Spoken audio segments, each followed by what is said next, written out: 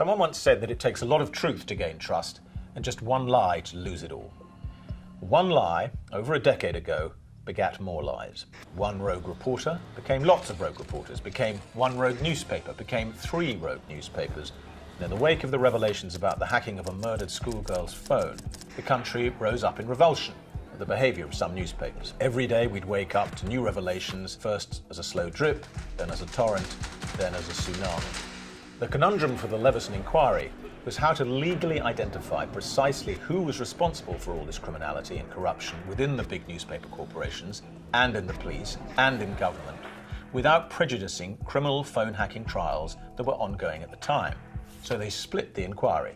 The first part was about the unscrupulous newspaper culture that enabled crimes like hacking, bribery and data theft. The second part, to take place when the trials were over, was to be much more precise.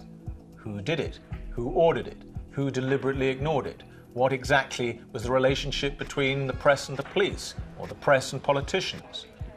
The conclusion of Leveson Part 1 saw the recommendation of a new, fairer system of press regulation. But parallel to this, lots of journalists and public servants were still being found guilty of crimes, and some, notably, weren't. News Corps CEO Rebecca Brooks, you remember her?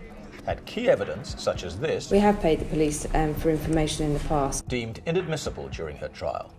Both she and her boss and mentor, Rupert Murdoch, adopted the defence that whilst criminality was rife all around them, they saw or heard no evil. I don't remember that at all.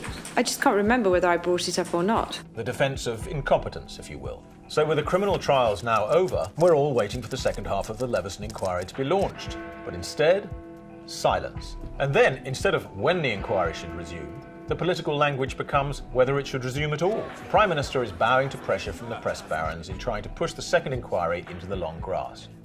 And even while she's doing that, Rupert Murdoch has launched a bid to take full control of Sky TV, which would give him a terrifying dominance over Britain's media.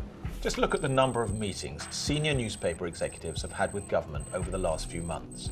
And now compare that to the meetings that government has granted press abuse victims.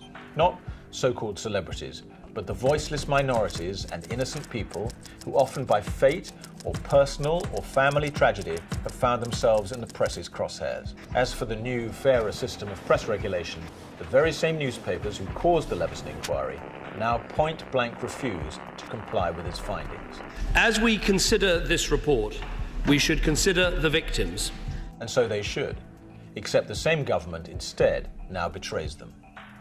It's this very dynamic of power protecting power that Leveson Part 2 promises to expose. It was because of your outcry that the Leveson Inquiry happened in the first place.